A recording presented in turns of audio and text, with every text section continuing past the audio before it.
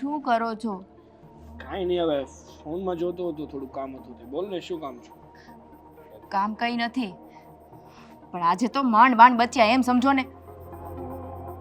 હા, તારી વાત એકદમ સાચી છે કે આજે અનહોની થતા થતા બચી ગઈ. હું તો થોડીક વાર તો ગભરાઈ જ ગઈ હતી કે કઈ આદિભાઈ કઈ કરે નહીં ને તો સારું. અરે તમે લોકો કાચા છો, ને લોકોને છે ને હા ભાભીને હેરાન કરતા આવડતું જ નથી. ઓહ, અમને હેરાન કરતા નથી આવડતું તો આટલા દિવસોથી કોણ કરે છે હેરાન? અને આમ જો થોડુંક ધીમે ધીમે બોલો, સાંભળશે. હા, સાંભળે તો ભલે ને સાંભળે. તમને તો કાંઈ પડી જ નથી ને? આટલા દિવસથી હેરાન કરે છે. કોણ હેરાન કરે છે? હું ને મમ્મી. તમે કાંઈ કરો છો? આ તો આજે જોઈ ગયા ને એટલે તમને એવું લાગે છે કે તમે લોકો કાચા છો. આ હેરાન કરો ને તો તમને ખબર પડે કે કઈ રીતે થાય છે. મેં હેરાન કર્યા હોત ને તો અત્યારે આ દિવસ જોવાનો વારો જ ના આવ્યો હોત. એટલે ઘર છોડીને ચાલ્યા ગયા હોત એમ? હા, હા, તમને તો બહુ હેરાન કરતા આવડે. ઘર છોડીને ચાલ્યા જ જઈને કોઈ દી કઈ સલાહ આપી છે કે આમ હેરાન કરાય આમ? હા, મગજ અમારો દોડાવીએ છીએ. અમને ખબર છે કેટલો મગજ દોડાવે છે આ હેરાન કરવામાં. સાચું કહું ને તો આ ભાભીથી હું પણ કંટાળી ગયો છું. હા, એક નંબરના શું કહું હવે મારે તો. ના કહેવાય, તમારથી કાંઈ ના કહેવાય. એ તમારા ભાભી છે અને ભાભી માં સમાન હોય નહીં? એને જ સારી રીતે ઘરમાં રહેતા નથી આવડતું. તો શું કરીએ હવે? હા, આટલા હેરાન કરીએ છીએ તો એ ઘરની બહાર જવાનું નામ નથી લેતા. નથી એના પિયર જતા કે નથી કોઈને વાત કરીને કહેતા કે મને હેરાન કરે છે. કહે ને તોય કોઈક લેવા આવે, બાકી નહીં, કોઈને કહેવું જ નથી. હેરાન કરે છે તોય સહન કરી કરીને પડ્યા રહે છે. ખબર નહીં ભગવાને કેટલી સહન શક્તિ નાખી છે એનામાં. એ એવી રીતે આ ઘર છોડીને નહીં જાય. તો કેવી રીતે જશે હવે? હવે અમે હેરાન કરી કરીને થાકી ગયા છે. મારી મારીને હાથ દુખવા માંડ્યા છે હવે તો. એની માટે છે ને કંઈક બીજો જ રસ્તો અપનાવવો પડશે. એટલે એટલે એમ કે જ્યારે કોઈ કામ સીધી રીતે ના થાય ને તો એની બીજી રીત મતલબ બીજો રસ્તો અપનાવવો જોઈએ.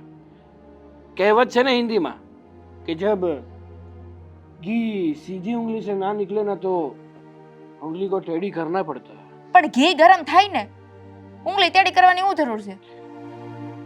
તો કહેવત ઉપર નહીં, મારી વાત ઉપર ગોર ફરવામ ને. શું કહેવા માંગો છો? હા, એટલે જ આ તારું જે આ બડબડ બડબડ ચાલુ રહી છે ને એટલે જ આ અત્યારે કામ નથી થયું. જો એ બંધ રહ્યું હોત ને તો અત્યારે ભાભી આ ઘર છોડીને નીકળી ગયા હોત. તમે મારી ઉપર તો બ્લેમ કરતા જ નહીં, બરાબર છે? આ મમ્મી જેમ કહે છે ને એમ હું કર્યા કરું છું. તો મુદ્દાની વાત સાંભળવી છે કે પછી જવું છે? સાંભળવી જોઈએ ને, બોલ ને. હવે છે ને આપણે એવું કરવું પડશે કે લાકડી પણ તૂટી જાય અને અવાજ પણ ના આવે. એટલે શું કરશું? એટલે એમ કે ભાભી આ ઘરમાંથી પણ નીકળી જાય ને વાકાપડો પણ ના આવે. હવે તમે વાતને ગોળ ગોળ ફેરવશો કે પોઈન્ટ ઉપર આવીને વાત કરશો કે આપણે શું કરવાનું છે? પોઈન્ટ એમ છે કે હવે ભાભીને મીઠું ઝેર આપવું પડશે. મીઠું છે? હા, એટલે એમ કે ભાભીને મીઠું ઝેર આપીને એમના રામ નામ મારી નાખવાની વાત કરો છો? હા, મારી થોડા ન ખાય, ઘરની બહાર કાઢવાની ખાલી વાત છે. અરે ભાઈ મસ્તી કરું છું, પૂરી વાત સાંભળ લે.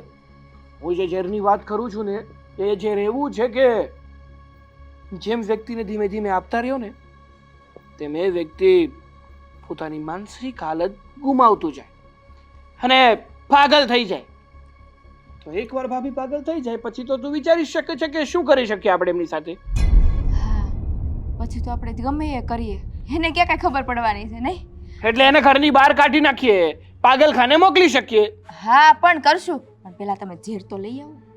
હા, હું છે ને એ ઝેર લાવીને તને આપી દઈશ.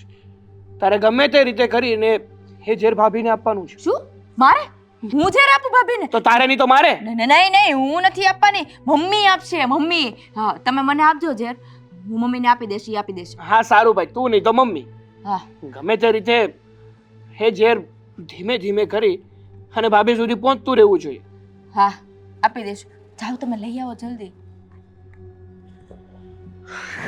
જલ્દી આવજો. હા. રામ રામ.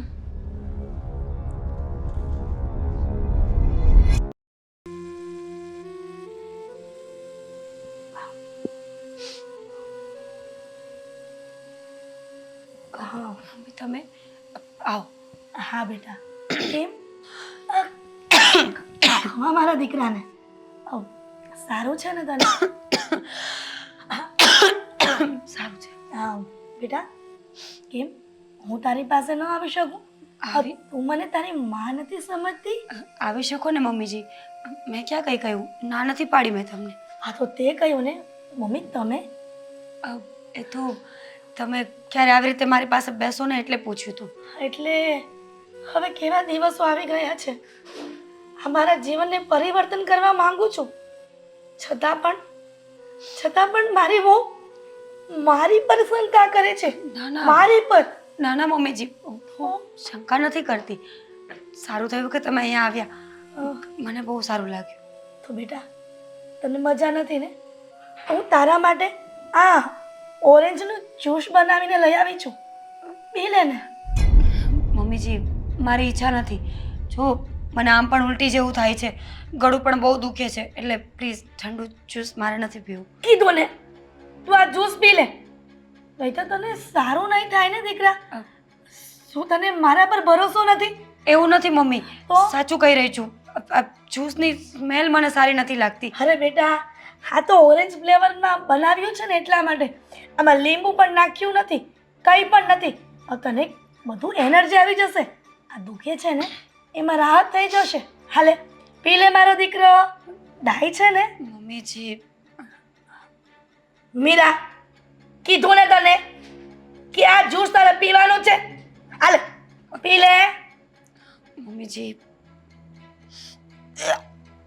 મમ્મીજી બહુ ગંદી સ્મેલ આવે છે. હું થોડી આવું ને.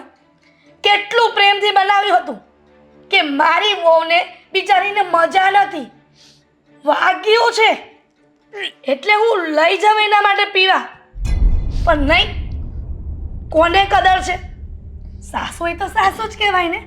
તું મને ક્યારે માં નહીં માને કેમ? એવું નથી મમ્મીજી, પ્લીઝ આપણે બીજી વાત કરીએ ને. મીરા જ્યુસ પી જા, કહ્યું ને. હા એવું થાય મમ્મીજી હા. બહુ ગંદો ટેસ્ટ છે. એક ઘૂંટડો પણ પીવાય એમ નથી. સ્મેલ બહુ ગંદી આવે છે. બેટા મીરા આપણે દવા પીએ ને તો પણ એ કડવી જ હોય છે ને, એના કરતાં આ તો મીઠું છે. પી જા ને મારો દીકરો, ડાય છે ને. બેટા મીરા પી જા, પી જા. મમ્મીજી મમ્મીજી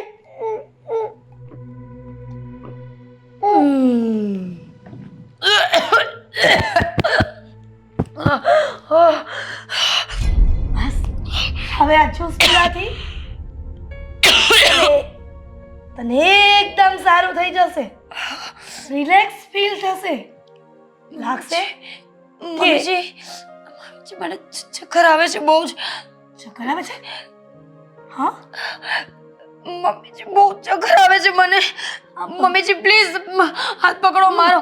મમ્મીજી પ્લીઝ પ્લીઝ મમ્મીજી. મીરા મીરા મીરા હા હા મીરા મીરા હા જ્યુસ પીવાથી અચાનક આ બેભાન થઈ ગઈ. સાગરે મને આવું તો કાંઈ નહોતું કીધું કે જ્યુસ પીવાથી બેભાન થઈ જશે. મીરા